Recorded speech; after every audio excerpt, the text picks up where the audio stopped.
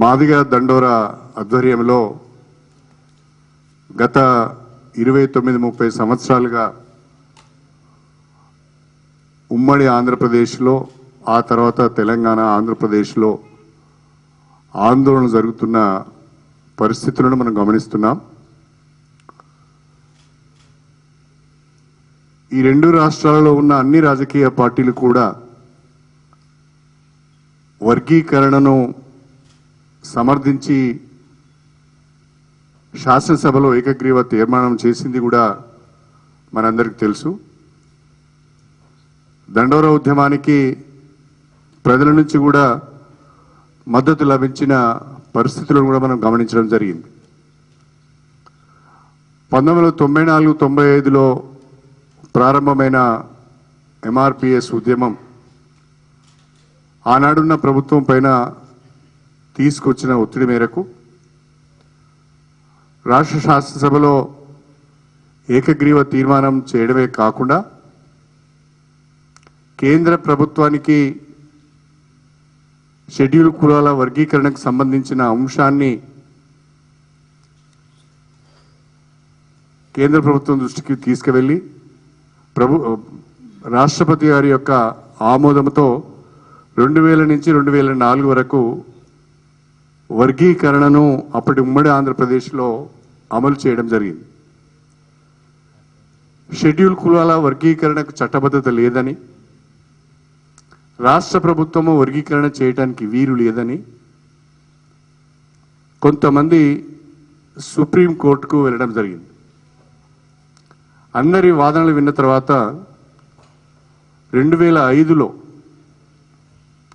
Supreme court ఒక తీర్పు ఇచ్చింది. ఆ తీర్పులో సాంకేతిక కారణాలపైన వర్గీకరణ చెల్లదు, వర్గీకరణకు సంబంధించిన జీవో కూడా చెల్లదు అని చెప్పి ఆ జీవోను కూడా స్ట్రక్ డౌన్ చేయడం జరిగింది. సుప్రీంకోర్టు ఆనాడు రాష్ట్ర ప్రభుత్వానికి వర్గీకరణ చేసే అధికారం లేదు, పార్లమెంటు ద్వారానే వర్గీకరణ చేసే అవకాశం ఉన్నది, కాబట్టి పార్లమెంట్లో అమెండ్మెంట్ ద్వారా కానీ పార్లమెంట్ ఆమోదం ద్వారా కానీ షెడ్యూల్ కులాల వర్గీకరణ చేయవచ్చు అని చెప్పి ఆనాడు సుప్రీంకోర్టు అభిప్రాయపడ్డది. ఆ తర్వాత 2021లో పంజాబ్లో ఉన్న ఒక కేసు విషయంలో సుప్రీంకోర్టులో ఉన్న 5 జడ్జెస్ బెంచ్ రాజ్యాంగ ధర్మాసనం ఒక తీర్పు ఇచ్చింది. ఆ రాజ్యాంగ ధర్మాసనంలో రిజర్వేషన్ల వర్గీకరణ పైన విస్తృత చర్చ చేయవలసిన అవసరం ఉన్నది, లార్జర్ బెంచ్కు దీన్ని రెఫర్ చేయవలసిన అవసరం ఉన్నది, వర్గీకరణ చేయవలసిన అవసరము కనిపిస్తున్నది, కాబట్టి దీన్ని లార్జర్ బెంచ్కు రెఫర్ చేయాలని 5 జడ్జెస్ బెంచ్ ఒక తీర్పు ఇవ్వడం జరిగింది పంజాబ్ రాష్ట్రానికి సంబంధించిన ఒక కేసులో. దానిపైన సుప్రీంకోర్టు స్పందించి 7 జడ్జెస్తో లార్జర్ కాన్స్టిట్యూషన్ బెంచ్ను ఏర్పాటు చేయడం జరిగింది. వాస్తవంగా ఆ బెంచ్ రేపటి నుండి అంటే 17 జనవరి నుండి ఎస్సీ కేటగరైజేషన్కి సంబంధించిన కేసు విచారణ చేయవలసి ఉంది. అనివార్య కారణాల వల్ల అది వాయిదా పడ్డట్టుగా ఈరోజే సమాచారం వచ్చింది. ఈ సందర్భంగా నేను మొదటి నుండి కూడా షెడ్యూల్ కులాల వర్గీకరణకు మద్దతు ఇస్తున్నాను. డాక్టర్ బిఆర్ అంబేద్కర్ గారు రాజ్యాంగం ద్వారా మనకు అందించిన ఫలాలు కానీ లేదా రిజర్వేషన్లు కానీ అందరికీ చెందాలి, అన్ని వర్గాలకు సమపాలలో అవి లభించాలి, జనాభా ప్రాతిపదిక పైన వాటిని అమలు చేయాలనే డిమాండ్తో నేను మొదటి నుంచి ఏకీభవిస్తూ వస్తున్నాను. దీంట్లో న్యాయం ఉన్నది, ఈ డిమాండ్లో న్యాయం ఉన్నది, వీళ్ళు అడగడంలో తప్పు లేదు అని చెప్పి మొదటి రోజు నుంచి ఈ రోజు వరకు కూడా నేను షెడ్యూల్ కులాల వర్గీకరణకు మద్దతు ఇస్తూ వస్తున్నాను. దాంట్లో నేను భాగస్వామ్యం అవుతూ కూడా వస్తున్నాను. ప్రస్తుతము షెడ్యూల్ కులాల వర్గీకరణకు సంబంధించిన అంశం సుప్రీంకోర్టులోని కాన్స్టిట్యూషన్ బెంచ్కు 7 జడ్జెస్ బెంచ్కు లార్జర్ బెంచ్కు రెఫర్ చేయబడ్డది కాబట్టి దీనిపైన గవర్నమెంట్ ఆఫ్ ఇండియా తన యొక్క అభిప్రాయాన్ని తెలుపుతూ అఫిడవిట్ ఫైల్ చేయవలసిన అవసరం ఉన్నది. నాకు తెలిసినంత వరకు గవర్నమెంట్ ఆఫ్ ఇండియా కూడా వర్గీకరణకు అనుకూలంగా సుప్రీంకోర్టులో అఫిడవిట్ ఫైల్ చేయబోతున్నది. దానికి సంబంధించినంత వరకు గతంలో ఉమ్మడి ఆంధ్రప్రదేశ్లో అదేవిధంగా తెలంగాణ ఏర్పడిన తర్వాత తెలంగాణ శాసనసభలో కూడా 2 పర్యాయాలు వర్గీకరణను సమర్థిస్తూ సభ ఏకగ్రీవ తీర్మానం చేసి కేంద్ర ప్రభుత్వానికి పంపించింది. అంతేకాకుండా నేను డిప్యూటీ సీఎంగా ఉన్నప్పుడు అప్పటి ముఖ్యమంత్రి కేసీఆర్ గారు నేను 23 వెళ్ళి ప్రధానమంత్రి గారిని కలిసి కేటగరైజేషన్కు అనుకూలంగా మీరు నిర్ణయం తీసుకోవాలి, కేంద్ర ప్రభుత్వం రాష్ట్రాలకు అనుమతి ఇవ్వాలి, లేకుంటే కేంద్ర ప్రభుత్వమే ఒక నిర్ణయం తీసుకోవాలని చెప్పి కూడా మేము కోరడం జరిగింది. ఆనాడు ప్రధానమంత్రి గారు చాలా సానుకూలంగా స్పందించిళ్ళు. కారణాలు ఏమైనా అది అమలుకు నోచుకోలేదు. అయితే ఇవాళ సుప్రీంకోర్టులో ఈ వర్గీకరణకు సంబంధించిన కేసు వస్తున్నది కాబట్టి గతంలోనే తెలంగాణ ప్రభుత్వం, ఆనాడున్న ఉమ్మడి ఆంధ్రప్రదేశ్, తెలంగాణలో ఉన్న రాజకీయ పార్టీలన్నీ కూడా వర్గీకరణకు మద్దతు తెలిపినాయి కాబట్టి ఈరోజు కాంగ్రెస్ పార్టీ రాష్ట్రంలో అధికారంలో ఉన్న సందర్భంగా రాష్ట్ర ప్రభుత్వాన్ని నేను కోరుతున్నాను, విజ్ఞప్తి చేస్తున్నాను, డిమాండ్ చేస్తున్నాను, మీరు కూడా తక్షణమే వర్గీకరణను సమర్థిస్తూ సుప్రీంకోర్టులో అఫిడవిట్ ఫైల్ చేయాలని చెప్పి నా డిమాండ్. ఎందుకంటే రాష్ట్ర ప్రభుత్వము గతంలోనే ఒక పాలసీ నిర్ణయం తీసుకొని ముందుకు వెళ్ళింది కాబట్టి, శాసనసభ దానికి తీర్మానం చేసింది కాబట్టి ఏమాత్రం కూడా ఆలస్యం చేయకుండా రాష్ట్ర ప్రభుత్వం యొక్క వాణిని వినిపించే విధంగా, గొంతును వినిపించే విధంగా రాష్ట్ర ప్రభుత్వం కూడా వర్గీకరణకు అనుకూలంగా సుప్రీంకోర్టులో అఫిడవిట్ ఫైల్ చేయాలని చెప్పేదే భారత రాష్ట్ర సమితి పరంగా మేము డిమాండ్ చేస్తున్నాం. ఒకవైపు కేంద్ర ప్రభుత్వం అఫిడవిట్ ఫైల్ చేస్తున్నప్పుడు తెలంగాణ ప్రభుత్వం కూడా అఫిడవిట్ ఫైల్ చేస్తే, అది అనుకూలంగా ఫైల్ చేస్తే వర్గీకరణకు అనుకూలంగా తీర్పు వచ్చే అవకాశం ఉన్నది. ఇన్ని సంవత్సరాలుగా, ఇన్ని దశాబ్దాలుగా జరుగుతున్న ఈ ఉద్యమానికి ముగింపు పలికే అవకాశం ఉంటుంది. చాలామందికి రిజర్వేషన్ ఫలితాలు అనుభవించే ఒక అవకాశం వస్తుంది. కాబట్టి రాష్ట్ర ప్రభుత్వం ఏమాత్రం కూడా ఆలస్యం చేయకుండా సుప్రీంకోర్టులో ఒక మంచి అడ్వకేట్ను, పేరెన్నిక కన్నా అడ్వకేట్ను, ఖర్చుకు ఏమాత్రం కూడా వెనుకాడకుండా పేరెన్నిక కన్నా ఒక అడ్వకేట్ను పెట్టుకొని అఫిడవిట్ ఫైల్ చేసి కేటగరైజేషన్కి అనుకూలంగా వాదించాలి, తన వాదనను వినిపించాలని చెప్పి మేము డిమాండ్ చేస్తున్నాం. ఇక రెండవది, రాష్ట్రంలో కాంగ్రెస్ పార్టీ అధికారంలోకి వచ్చింది. ప్రజల తీర్పును మేమందరం కూడా గౌరవిస్తున్నాం, శిరసావహిస్తున్నాం. ఈ ప్రభుత్వం, ఈ పార్టీ 5 సంవత్సరాలు అధికారంలో ఉండాలని కోరుకుంటున్నాం. అయితే కాంగ్రెస్ పార్టీ ఎన్నికల మేనిఫెస్టోలో అనేక విషయాలను పొందుపరిచింది. ప్రధానంగా ఈరోజు నేను మాట్లాడేది దళిత బంధుకు సంబంధించిన అంశం మీద మాట్లాడాలని అనుకుంటున్నాను. అందులో ప్రధానంగా గత ప్రభుత్వం, ఆనాటి ముఖ్యమంత్రి కేసీఆర్ నాయకత్వంలో రాష్ట్రంలో, తెలంగాణ రాష్ట్రంలో ఉన్న దళితులందరికీ కూడా ఆర్థిక చేయూతను అందించాలి, వారి ఉపాధి అవకాశాలు మెరుగుపరచాలనే ఉద్దేశంతోనే దళిత బంధు పథకాన్ని ప్రవేశపెట్టడం జరిగింది. ఆ దళిత బంధు పథకం ద్వారా ఒక్కొక్క లబ్ధిదారునికి 10 లక్షల రూపాయల ఆర్థిక సహాయం చేయాలని, లబ్ధిదారునికి నచ్చిన లేకుంటే వచ్చిన పని ఆయన చేసుకునే విధంగా, యూనిట్ను కూడా ఆయనే సెలెక్ట్ చేసుకునే విధంగా వెసులుబాటు కల్పిస్తూ బ్యాంకుతో సంబంధం లేకుండా, తిరిగి చెల్లించవలసిన అవసరం లేకుండా 10 లక్షల రూపాయలు ఆర్థిక సహాయం అందించడం జరిగింది. అందులో రెండు విధాలుగా దళిత బంధును అమలు చేశారు. ఒకటి శాచ్యురేషన్ మోడ్లో, ఉదాహరణకు హుజరాబాద్ కాన్స్టిట్యున్సీ కావచ్చు, లేదా రాష్ట్రంలో మరొక 4 మండలాలలో శాచురేషన్ మోడ్లో ఈ స్కీమ్ తీసుకున్నారు. మిగతా నియోజకవర్గాలలో టార్గెట్ మోడ్లో తీసుకున్నారు. అయితే ఈ శాచురేషన్ మోడ్లో తీసుకున్న వాళ్ళు, ఈ టార్గెట్ మోడ్లో తీసుకున్న వాళ్ళు చాలామందికి వాళ్ళ అకౌంట్లలో గత ప్రభుత్వం 9,90,000 రూపాయలు వాళ్ళ సేవింగ్ బ్యాంకులో జమ చేయడం జరిగింది.